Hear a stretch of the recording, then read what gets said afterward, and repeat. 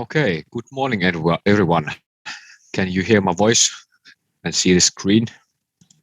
Yes. Good. So it's a bit nipping weather outside, at least here in Lappeenranta. I know how it's in Lahti, but we have some 20 degrees minus today. So it's fun to be inside today. And maybe for those of you who have arrived to Finland for a exchange period now you get to see what is the winter wonderland in this time of the year, better than last year anyway. Okay, but we'll go forward with our machine elements. Are you seeing the main screen now, or are you still again seeing the presenter view? We are seeing the slide one. Okay, that's good. Lecture number 6 is on the way. Last time we had discussion about couplings and clutches, and we learned that the coupling is a device that connects the transmission shafts with a fixed connection, which means that there is no connecting or disconnecting function during operation. It can be taken away, but first you need to stop the machine. Whereas a clutch is a type of a coupling in which you can enable the connection or disconnection during operation, like a clutch of a car.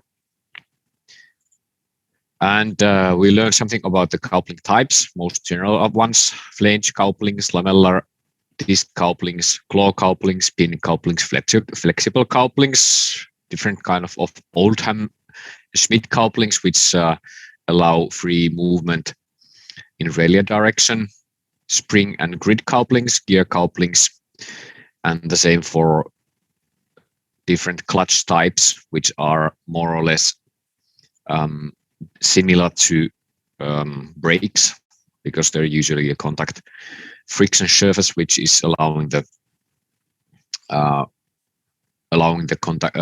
connection and disconnection and smooth transition of the torsion.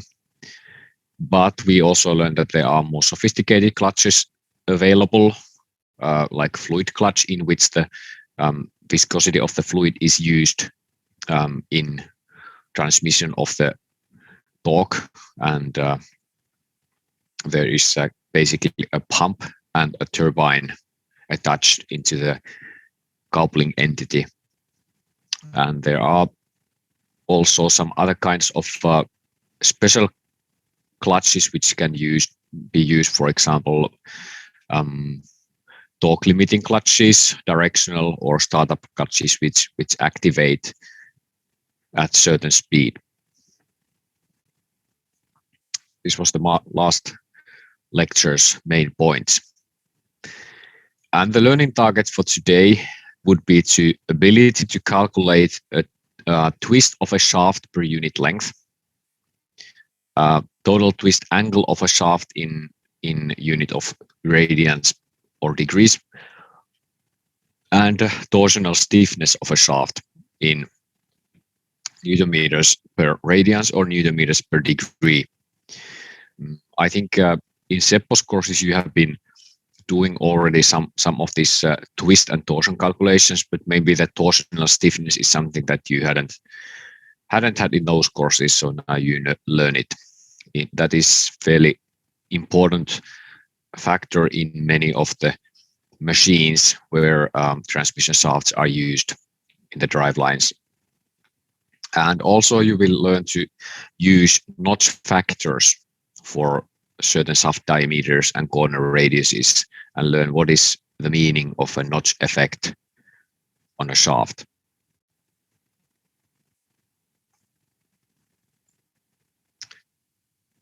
Okay, first of a torsion or a twist.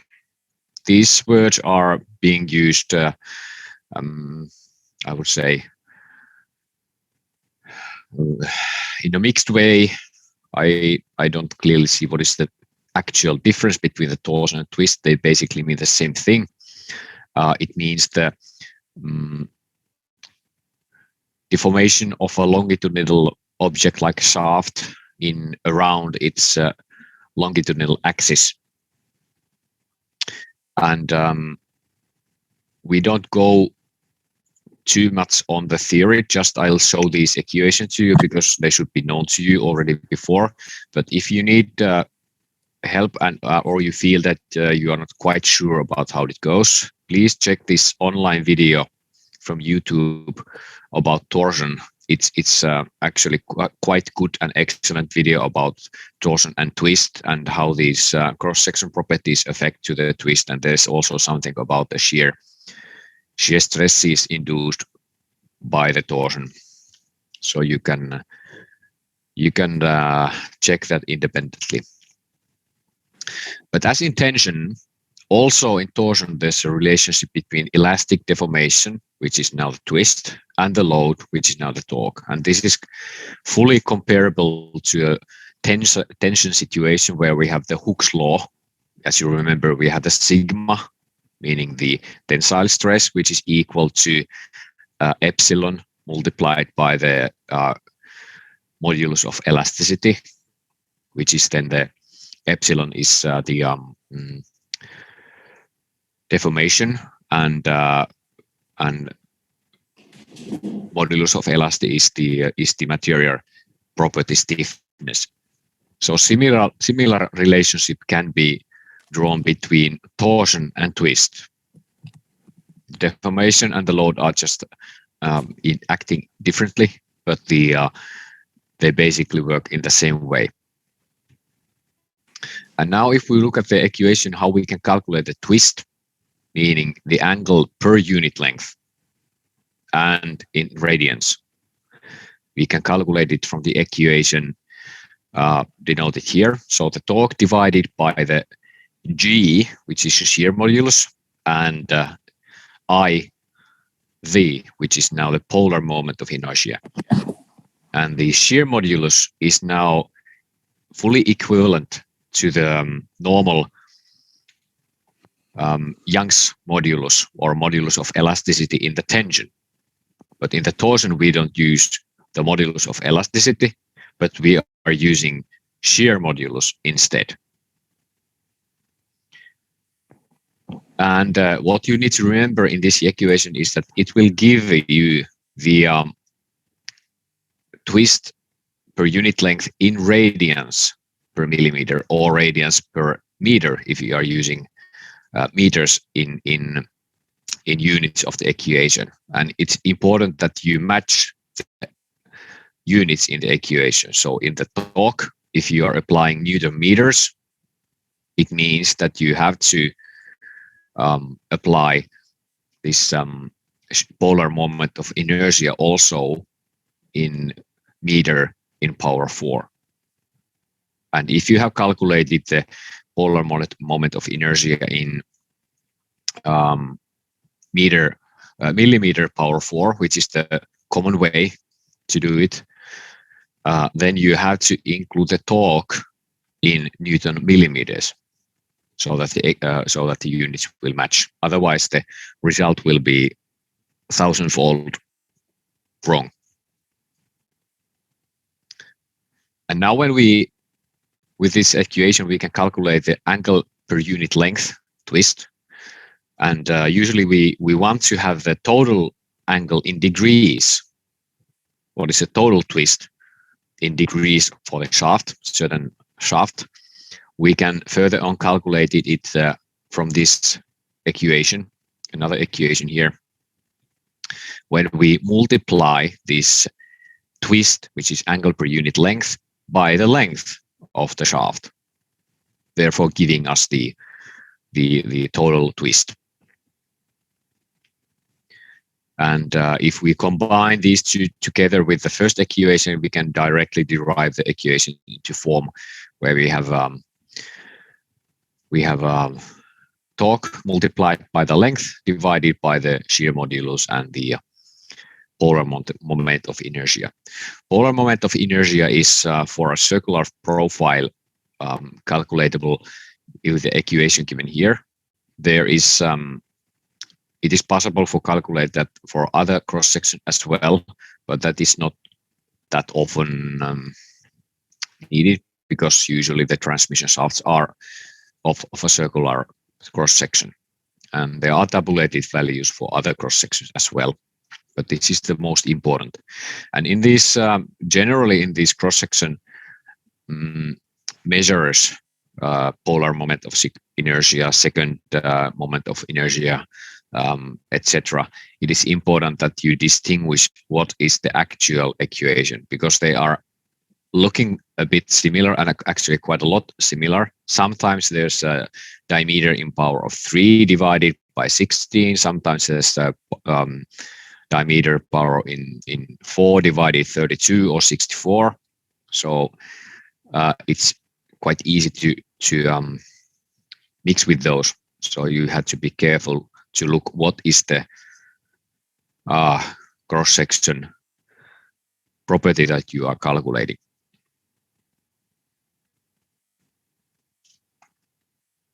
But I believe this is more or less known to you from Seppo's courses. Am I right? Yes, it is. Good. And for Jaakko and Ville, probably from my course at least. Okay, then for the torsional stiffness. So quite often in transmission drive lines, the torsional stiffness is something we want to calculate because that has a fundamental effect on the performance of the shaft in the dynamic behavior.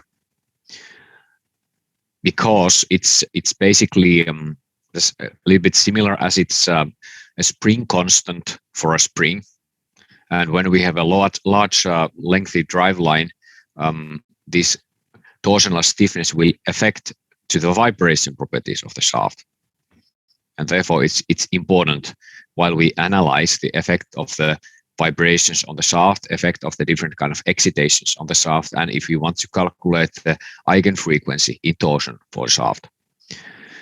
And these are usually calculated at least in propeller shaft lines of a vessel, wind turbine drive line always, because it could be quite dangerous if there is occurring a eigenfrequency resonance in the torque direction somewhere at the region of the operation region, and also in a high speed or turbo applications. Then we speak of so-called rotor dynamics. So these are the areas at least where this torsional stiffness has a meaning. Of course, if you have a smaller, a simple, maybe not that fast spinning shaft, it might not be that necessary to calculate the torsional stiffness. For example, if you have a conveyor shaft running 100 RPM, it's probable that you will not need to calculate the torsional stiffness. But you need to know how to do it if you encounter a situation where you need it. It's often denoted as a C, with the letter C, capital C, but there are also other expressions to it. So this is not a uniform letter for it, but quite often it's at least in the English engineering literature, torsional stiffness is denoted as C. And you can calculate it, of course, by dividing the torque with the total twist of the twist angle of the shaft. Okay, here it could be radians or degrees, of course, but if we use further on this equation, which we can derive from the previous equations, G shear modulus multiplied by the polar moment of inertia divided by the length, then this equation will give you this torsional stiffness in unit of Newton meters per radians or Newton millimeters per radians, depending on which you are using in the units. So if you are using millimeters in the polar moment of inertia and length, then the result will be, of course, Newton millimeters per radians. If you are using meters, power 4 in the polar moment of inertia and meters in the length, then the result will be Newton meters per radians. And so therefore, there's always radians involved in this equation. Whereas if you can first calculate the total twist angle and then use the torque, then you will, of course, it's possible for you to use the degree in the denominator side. So fairly simple equation for that. Then we'll go for the next topic for today. So notch effect, meaning the effect of geometrical discontinuities on the stress. And so far, you've been mostly calculating nominal stresses. You have done calculation for bending stress, shear, direct shear stress, torsion shear stress, torque shear stress, tensile, pure tensile stress. And in all those cases, you consider the more or less consider the distribution of the stress being evenly distributed, or so that it is according to the beam theory. So it doesn't include any kind of effects of local discontinuities or geometry effects. But in real life, because in the structures we always have some kind of transition phases and different objects attached, for example, welded to the beams, etc., which means that we have geometrical discontinuities, which will cause stress risers, meaning peaks, which are larger than the nominal stress in the cross section. And this effect can be described by a notch factor, KT. Sometimes it's being called as a stress concentration factor. And this notch factor and the notch effect is particularly important for brittle materials. For example, high strength, quench and temper steel, cast irons, and all components, no matter if they are brittle or ductile, that are under fatigue loading. And during this course in the project work, you are going to calculate a fatigue strength of a shaft line against fatigue, and therefore you will need to know how to use this notch effect.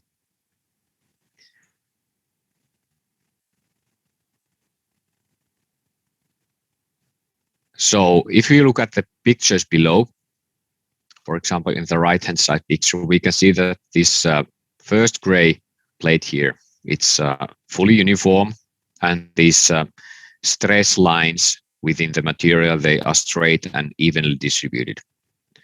Now, if we introduce a circular hole into the plate, we can see that, of course, the force lines, which could be imagined as maybe like rubber strips inside the material, they have to go around the hole, and therefore it will create a concentration of these lines to the sides of the hole.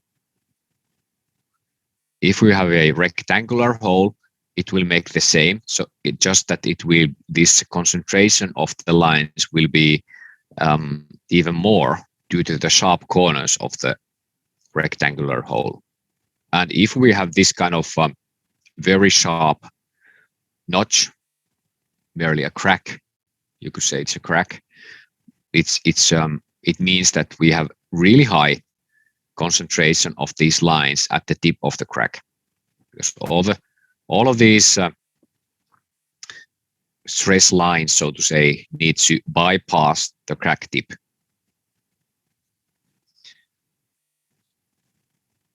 So it means that the stress at this region near the crack tip, or at the edge of the rectangular hole, or at the side of the circular hole, the stress is larger than the nominal evenly distributed stress would be.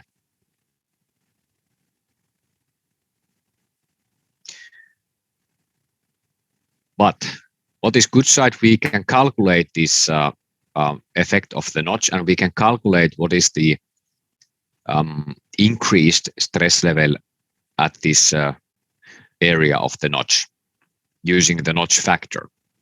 Notch factor is something which is dependent on the loading type and notch geometry.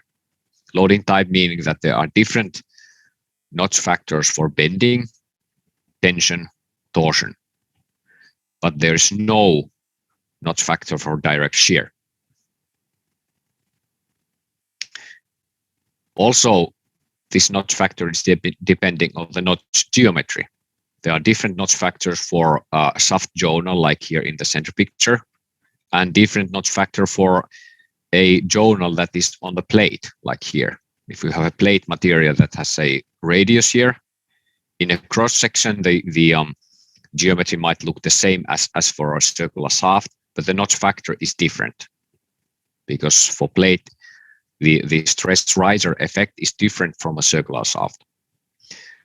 There is a variety of tables which give different notch and load combinations. The notch factor for those, they're available in books, for example, in this Mechanical Behavior of Materials by Norman E. Dowling, or for example, in Finnish, you can find it in Koneen osien suunnittelu and various others. Basically, pretty much all of the machine element books include some tables for the notch effect. But sometimes it could be that there is no table that we could use for our case. If our geometry is special, it could be that we don't find this KT factor for such case from the tables. And in that case, there's no other option than to use finite element method, which will then give us the real actual stress in the location of the notch. So with the finite elements, we can include all of the notch effects without using any tables.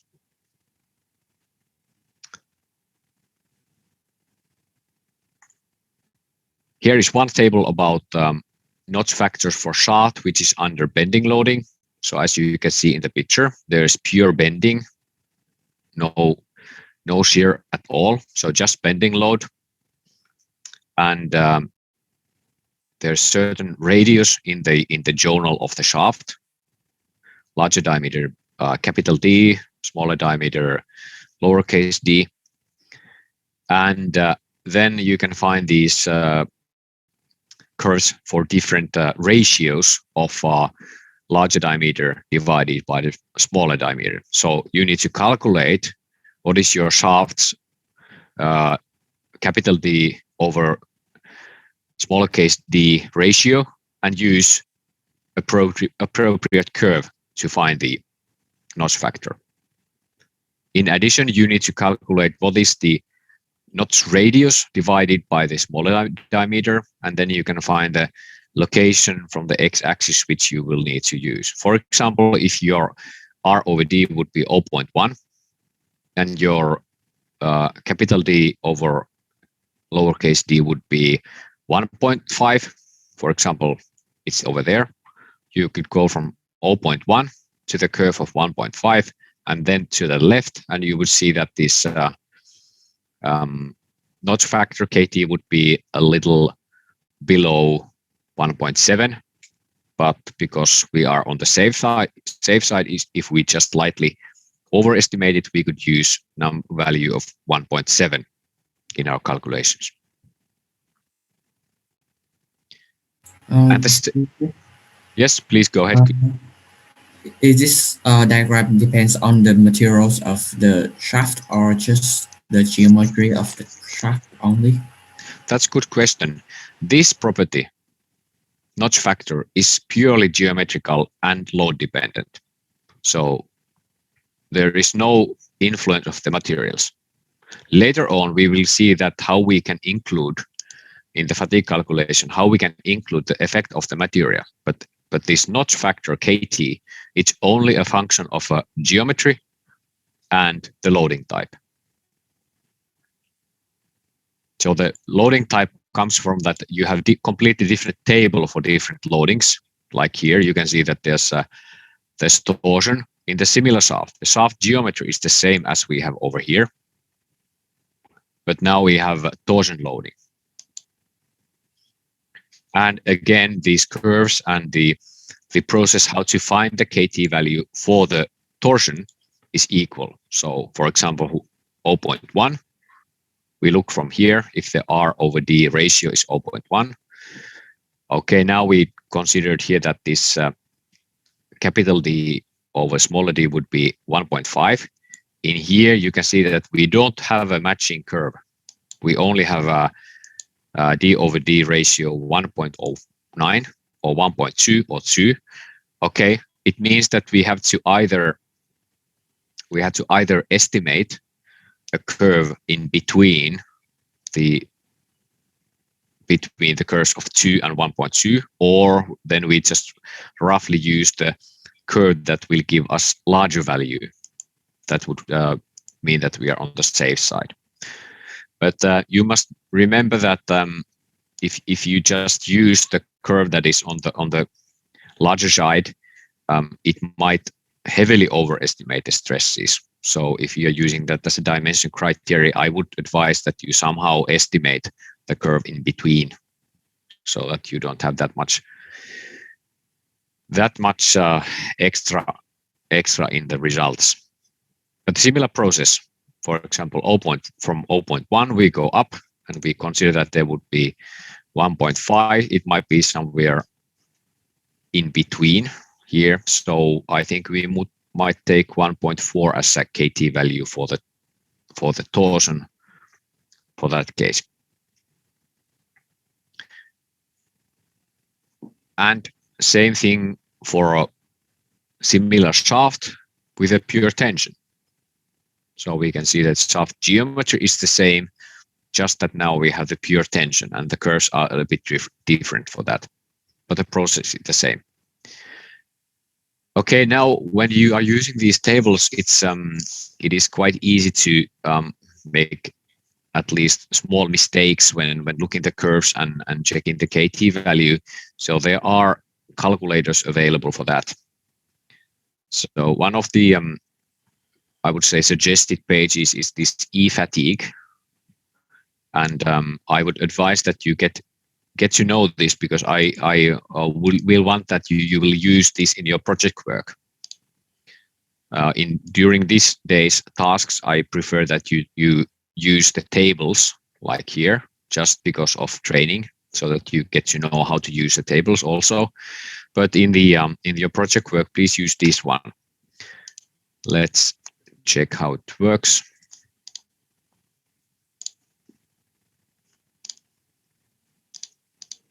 Now probably you're not seeing anything.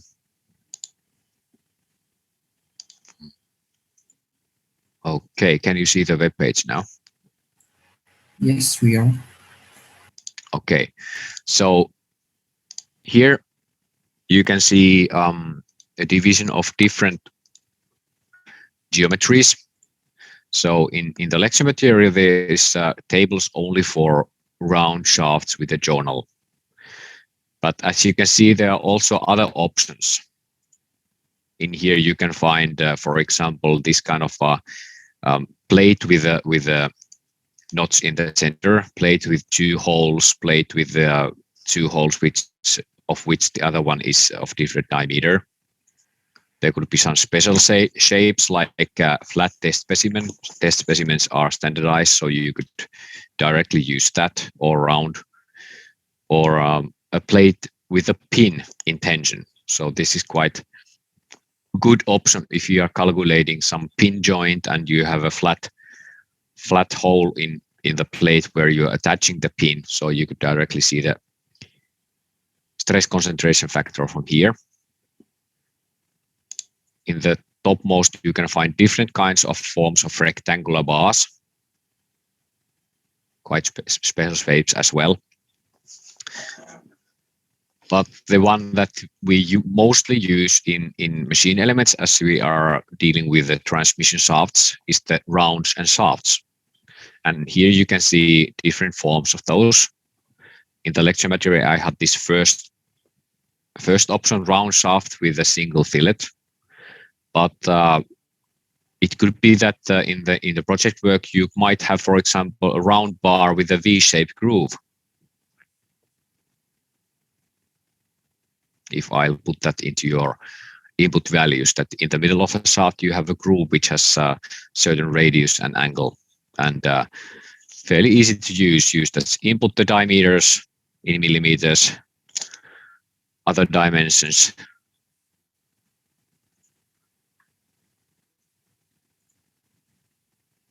And then you press calculate, and it will give you the result for the KT. Here we can see that this sheet tension sheet is active, so it means that this result is for tension. If we go for bending, we'll press here and we'll have to calculate it again. It will give us the value, and we can also see a similar plot as we have in the tabulated values. Same thing for torsion. So in the project work, please use this. The good side of this is also that if your dimensions, diameter ratios, or the diameters are such that this curve would be going too high, this program will show you it. It will say to you that you have to select different geometries. It will not allow you to use such dimensions that would be outside the scope of the calculator. So also from that point of view, it's very safe to use.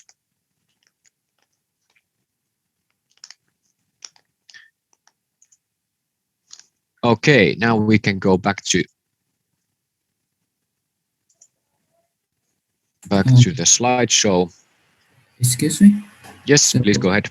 Normally, do we use this formula or this graph, or do we use the finite element instead of using these things? You don't need to use finite elements. Of course, if you can, in the project work, if you can use the finite elements properly, underlining word properly, I will not. It's okay, but I would say that it is not the easiest way. It is by far much more toilsome way if you want to model the shaft accurately enough so that you will get the results well. I would not advise you to do it. I would advise to use these hand equations, because also in the real life, it is often used with this shaft fatigue is often calculated with the hand equation, just from the reason that it's so much more easy especially when we combine the stresses. If we have just one loading, just pure bending or pure tension, or maybe a bending and tension together, it's okay to do it with the finite elements. But when we introduce torsion, it usually means that when we have a three-dimensional finite elements model, we will need to use contacts in the support areas, and at that point it's getting tricky. So it's quite difficult to get the contacts work in a way that it will allow the torsion of the shaft together with the other loads. So it's by far the more toilsome way. So please use the eFatigue notch factor tool in the project work. It will save a lot of work from you. So we can also use the graph to calculate even 2 or 3 factors together, for example, in bending or torsion at the same time, isn't it? We will come to it. So here is the next slide, which covers the idea. So when we have these tables for different loads, then we can combine the effect of different loads and notch factors in von Mises using this process. So first we find, for example, the notch factor for tension, Kf T. And then we multiply that in the equation with the tensile stress. Then we find the notch factor for bending, and we multiply with the bending stress. And otherwise, the von Mises is as it is normally. So we just introduce these notch factors to the stress components in the equation. While as in direct shear, as you noted in the E-fatigue calculator and also in the tables, there are no tables for loading type direct shear. And reason being that this notch factor is, of course, it's on the surface of the material. And in real, this direct shear is 0 at the top surface. So you will not find equations or tables for notch factor for direct shear. Therefore, it's just a pure nominal value. But then for the torque shear, we did have the table for that, and then we introduced the K value for the torque shear.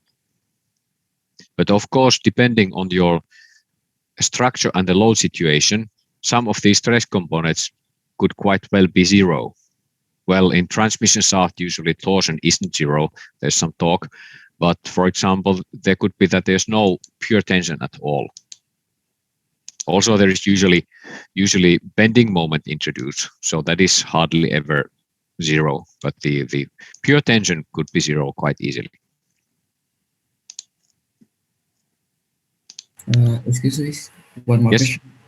So shear stress doesn't cause any stress concentration, isn't it? Could you say again, please? So normally direct shear stress doesn't cause any stress concentration. Yes, you could say so. There is no, or more. It's more to say that because of the nature of the direct shear, the geometry cannot affect the direct shear.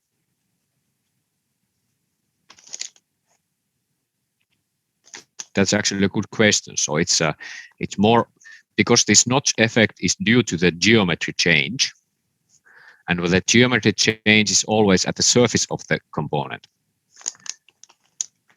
And when we know that the direct shear is in reality it's 0 at the top surface, there's no effect from the geometry change to the direct shear.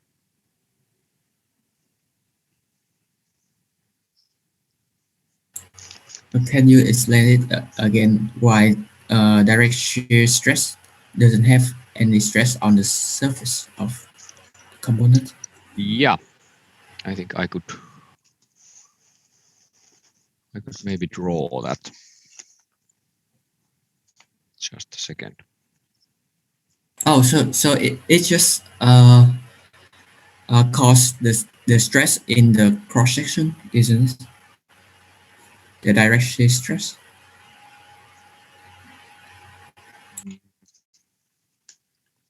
I'm not sure if I understood what you mean, but I'll put it online so I can explain and then you can ask. It's maybe easier like that.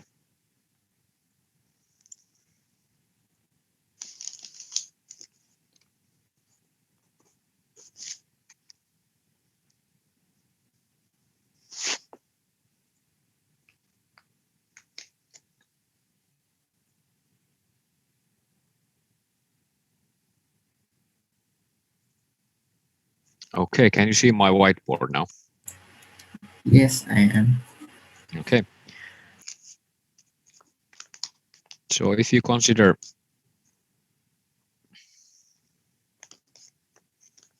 direct shear, the direct shear stress distribution is like that in real.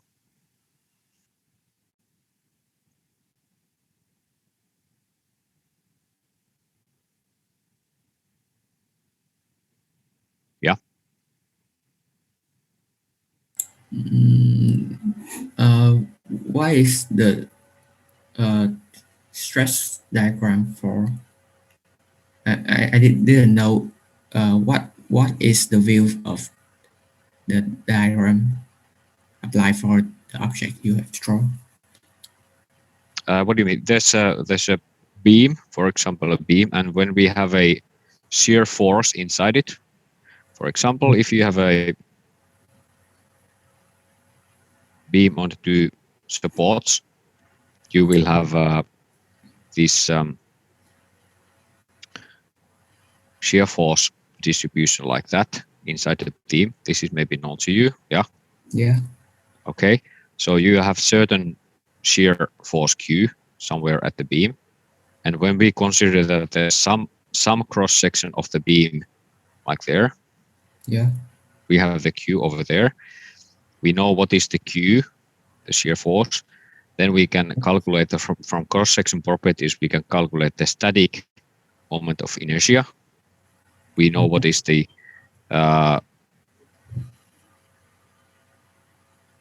sorry, now I've lost it. What was it in English? Second moment of inertia and the width. So this equation gives us the shear stress, direct shear stress. So direct shear stress is something really different with the shear stress, normal shear stress.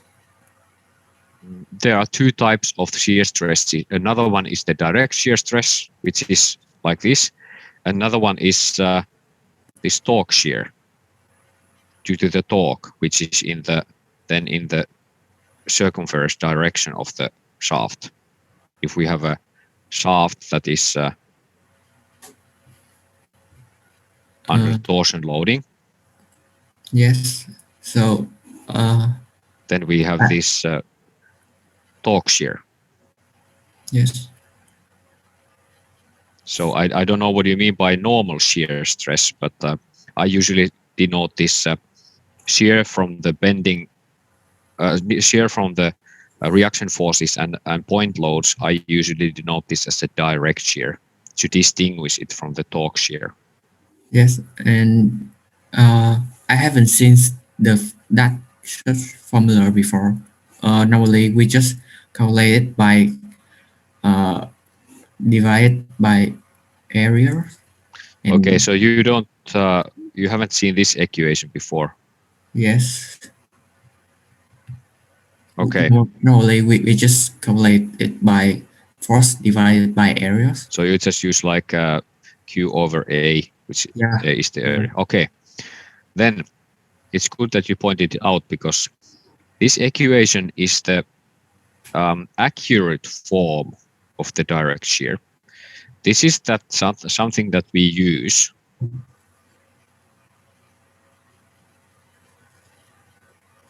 but that this is approximation. If we look at the situation, the actual distribution of the direct shear can be calculated with this equation. And due to that, we have this static moment of inertia in this nominator side, which is depending on which location in the height of the beam we are looking at it. It will give us this kind of distribution for the direct shear. Because this S value, it's 0 at the top and 0 at the bottom, and it's at its maximum at the center. So therefore, the distribution of the direct shear is like this. And due to this, now we know that the shear is direct shear is 0 at the top, and if we would have there a notch like that, it would not affect because the stress is 0 in the location. And that is the reason that we don't have tables nor equation for notch factor for direct shear. So it is opposite with the torque shear, which is on the edge on the surface that they are concentrations. Yes, exactly. Because the torque shear is always at the maximum at the edge. If we have this kind of notch over there, it will be directly on the maximum of the torque shear. and therefore it's important for the torque shear. Okay. Now, normally we just know that when they are, we have taught that when there are there is shear stress, the cross section was even distributed with the stress. Okay, yeah, and that is usually the case that we are using, and also in this equation in the von Mises, where we have this 3 times tau L, which is the direct shear. You can use here Q over A. It's fine to use. You don't need to calculate this because it's a little bit how would I say? It doesn't make much benefit to calculate accurately because usually the direct shear is very small. But we want to include it though, so we want to include it in a way that we just divide it evenly over the cross section. So you can use this Q over A for direct shear, but you have to. It's good to know that the reason that we don't have the notch factor for the direct shear, the reason is that the actual accurate value of the direct shear is 0 at the top and the bottom. And in the formula for von Mises stress, we calculated in the edge of the shaft, in the surface of the shaft. So there's no direct shear stress at all because in the surface of the shaft there's no direct shear stress. Yes, that is true. So in exact true situation, it would be 0 at the location where we calculate the von Mises. But we still want to include it somehow. So we will include it in the von Mises with this Q over A.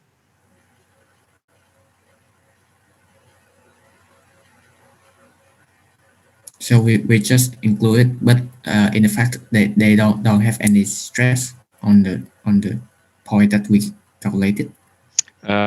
No, but you include it with this equation. You include it with the Q over A.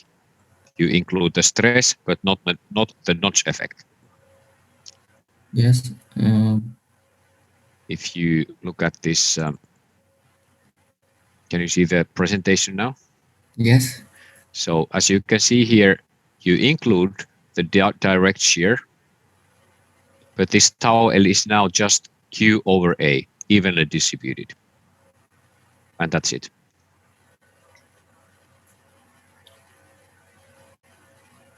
So why don't we just eliminate it because we calculate on the surface of the stress of the shaft?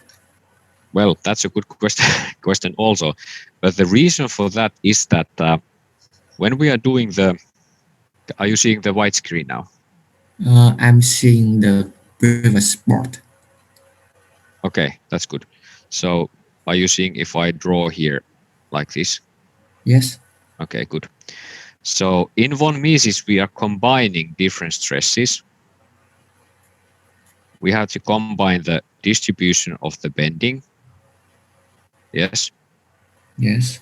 And we have to combine the distribution of shear. Let us now assume that we would take this equation. So it would be the accurate. Like that. We would need to combine that one. Yes. And then we would need to combine the if there is pure tension, like that, and then also a torque, like that. Yes. Okay. Now, usually we want to know maximum von Mises. Of course, because we want to know where the stresses are at the maximum, so we can design it against the maximum stresses, right? L would be 0 from here. Yes. But if we go just a little bit inside the material to here, we can see that there is a value for the tau L. Then it's not anymore 0. And okay, we are inside the material and there is some bending stress at the same location here. And also we have the pure tension. And now when we want to have the maximum von Mises, we would need to find what is the location inside the material where the bending stress plus the direct shear real value plus the tension would be at its maximum. And that is quite toilsome, especially considering the benefit out of it. Yeah. So it's just much more easier, and we don't make a big mistake if we just neglect this equation and we include the tau L with evenly distributed, considering that it would be at the top surface, and then we can use this maximum value of the bending. It just so much more easier to use. Yes, now I understand. Okay, but you had good questions. Please continue that. It was excellent questions, and I believe that the others also benefited out of it. Yes, thank you. You're welcome. I'm here for the reason that I will explain if there's something for you that you don't understand. So please ask always that something puzzles you. It will be for your own good. Okay, can you see the presentation again? Yes, I am. Good. So now we know that we will just introduce these notch factors to the von Mises equation to the relevant stress components, and then we can find the von Mises. But now, also you asked a good question, how does the material affect? As we can see in these notch factors, there's only geometry and load type effect. But now, we have to introduce, especially in the fatigue calculation, we need to introduce the materials effect, and that is included with a so-called notch sensitivity. That is denoted as Q, smaller case q. And this notch sensitivity is describing the material's suspectibility, so meaning the material's ability to sort of material's weakness against the crack growth. So meaning that how weak the material is when the fatigue crack is growing. And with this notch sensitivity defined, later on we can see how to define it, we can calculate a modified notch factor, which is called the fatigue notch factor, Kf, not Kt, but Kf. And the reason is that if we would use the pure notch stress with these equations,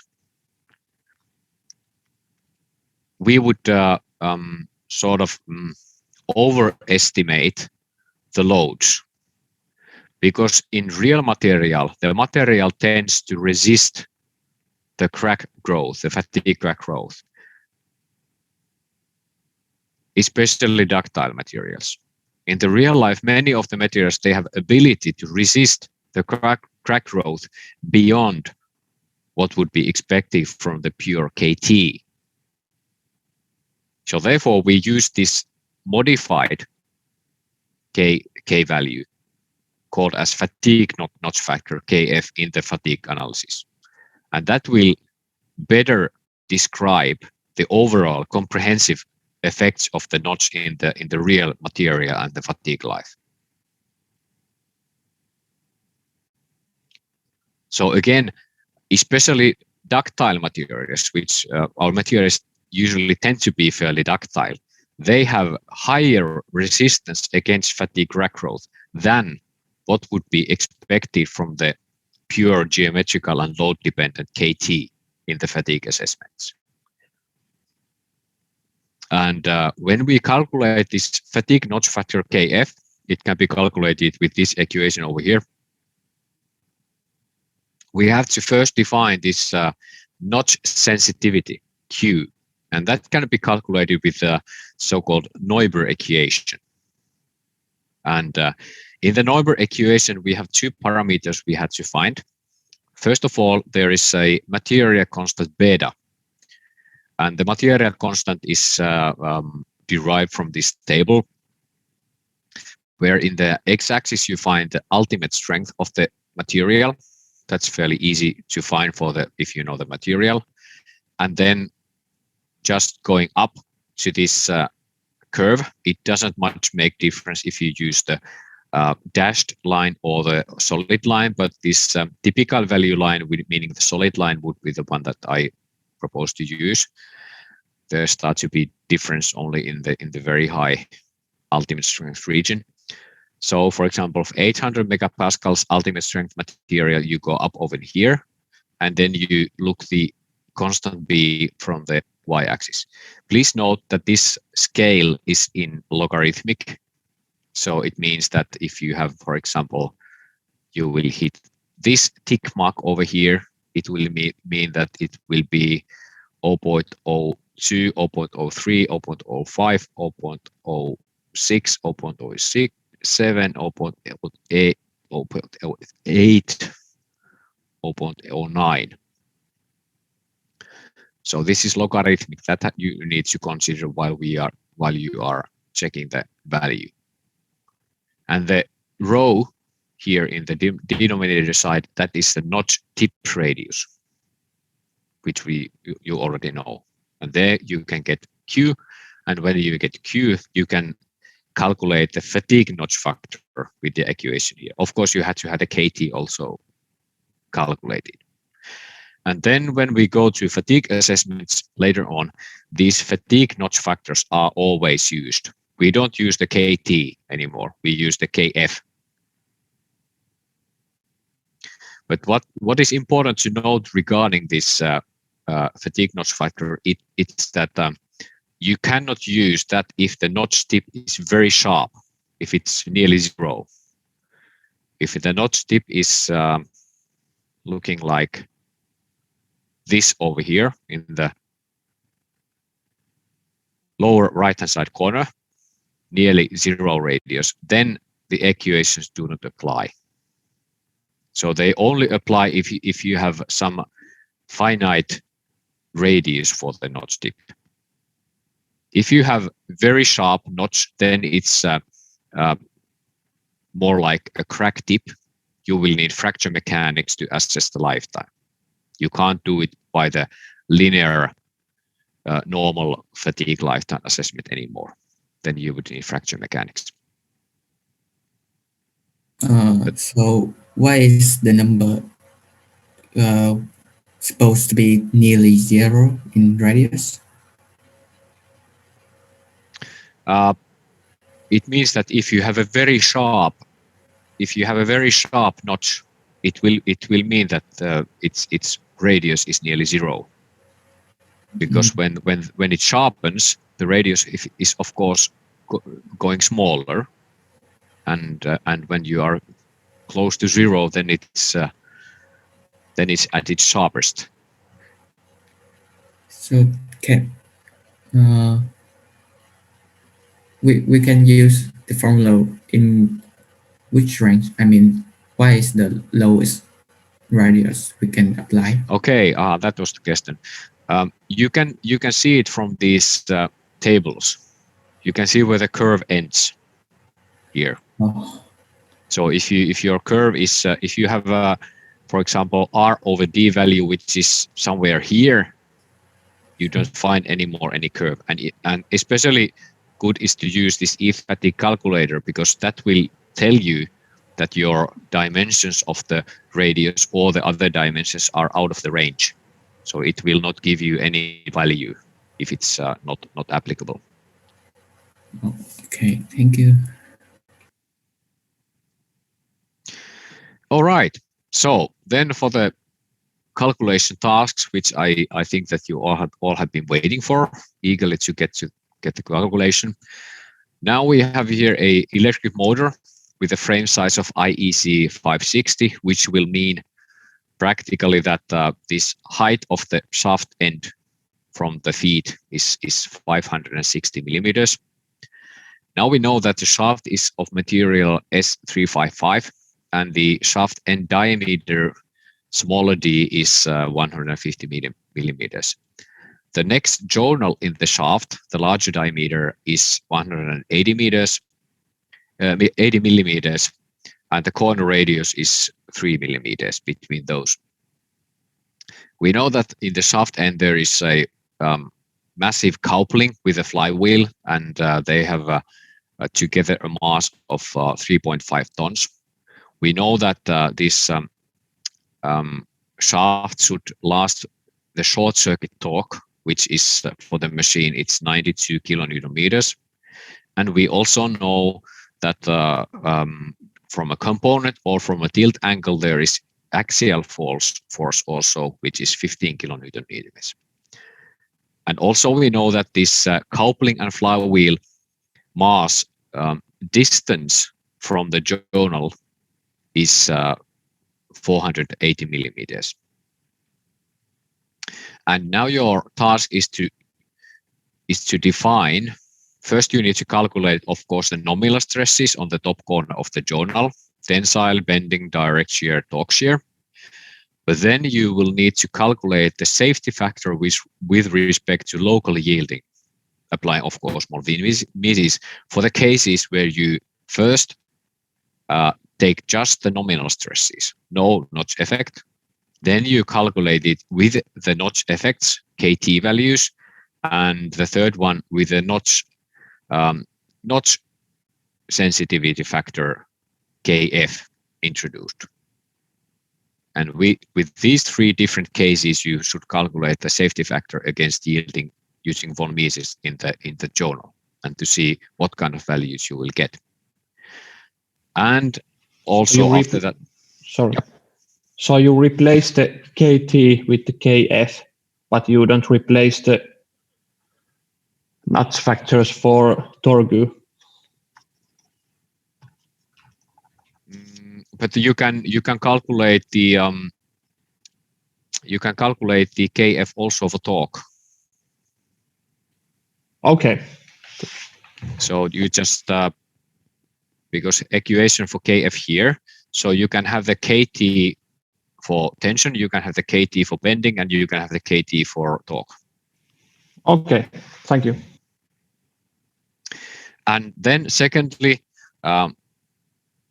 regarding the twist, you should calculate what is the torsional stiffness of the shaft end L. So considering that the twisting length of the shaft would be this L, and we know that the short circuit torque is 92 kilonewtons, and you know the cross-section properties, you should calculate what is the torsional stiffness C of the shaft end portion. And as discussed previously, you may assume the direct shear as evenly distributed. Okay, so feel free to start, and I will be here to help you out for the rest of the time, which will be roughly 25 minutes. And then I will put into the Moodle the results I got. It doesn't mean that they would be right, but they are the results I got. So you can check against those. And rest of the calculation, if there's not enough time today, you can do as your homework. And also if you have something that you don't recall of the torsion, please go and check the YouTube video out of it. It's really excellent tutorial about the torsion.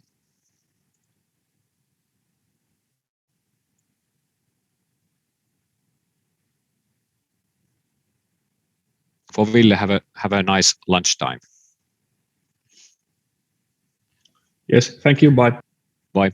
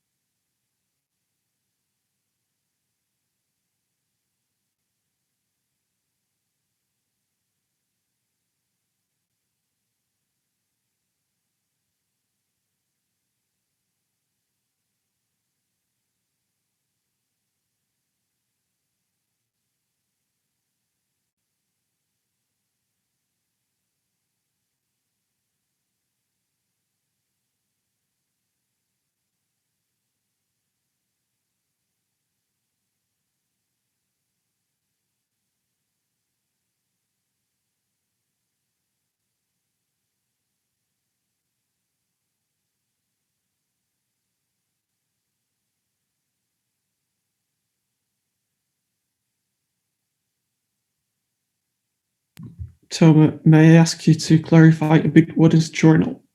Because it's not quite clear for me. A journal means the change in the diameter of the cross section, meaning from smaller case d to capital D.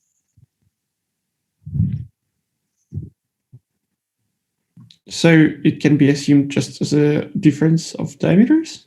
Yes, so the journal is here. So it's a transition between the small d to large D.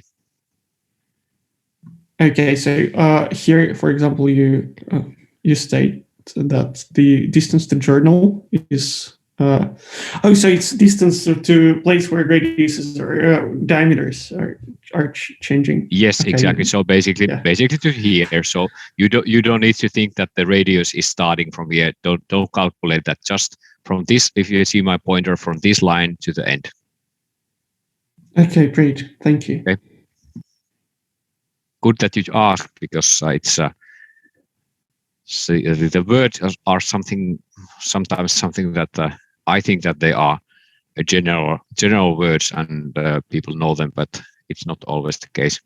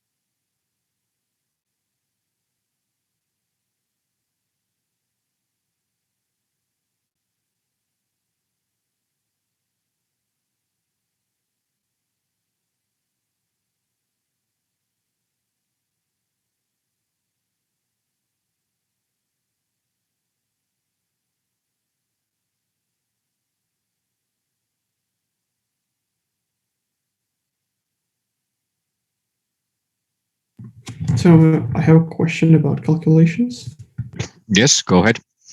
So when we calculate stresses, do we only take into account the smaller shafts up to the journal, right? Or Yes, that's a good question. Right. Yeah. You do only calculate the nominal stresses with a smaller diameter, not with the bigger one. Yeah, because it's set up to journal. So on the top corner of the journal. So I suppose it means up to journal, right? Yes, that means it. And even though there's a transition in the diameter, you don't take that into account. So the normal case to do it is that you calculate it with a smaller diameter, and then you just introduce a bigger diameter when calculating the notch effect. So using it in the tables. Great. Thank you.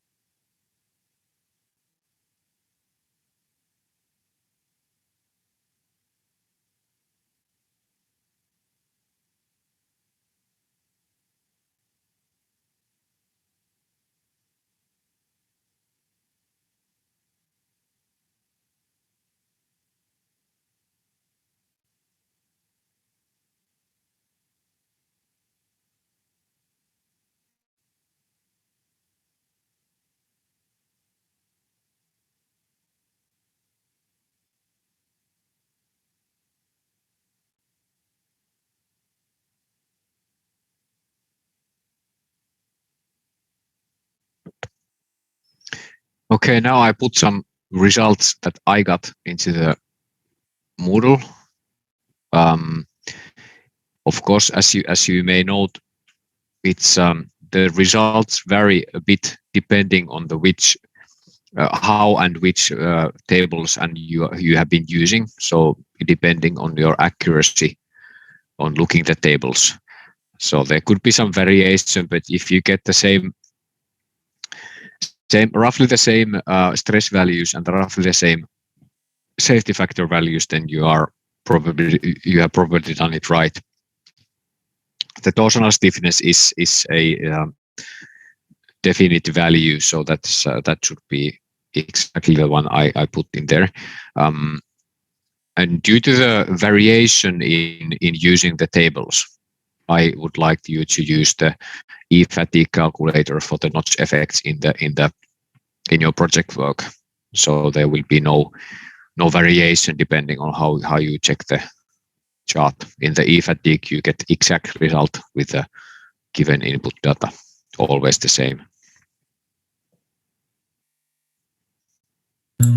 Excuse me. Yes. When I check the notch value for the torsion, they say that the requirement is D minus D must be less than 8 times R. Mm. They didn't show any values. So Yeah. So that is then outside the scope of the e-fatigue calculator. So therefore, please use the table. In the table, with this given information, I think you should be able to find a value. Yes, thank you.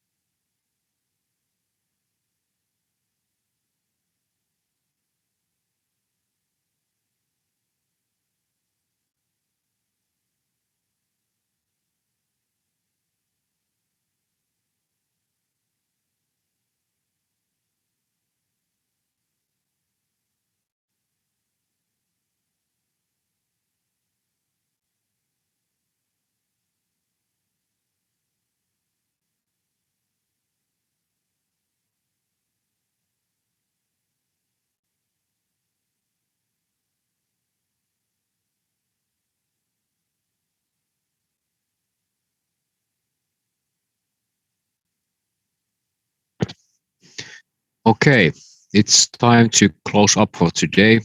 So please check your results against those one in the Moodle. But if you are beside some megapascals and a little bit of the safety factor, it's just probably due to that you checked a little bit differently the K factors. So if you get enough close on the range of the result I presented, it's fine. And if there's something to do, you can do it as your homework, and next week we will continue with the new topics. Have a nice day, and see and hear you next week. Thank you. Bye. Bye.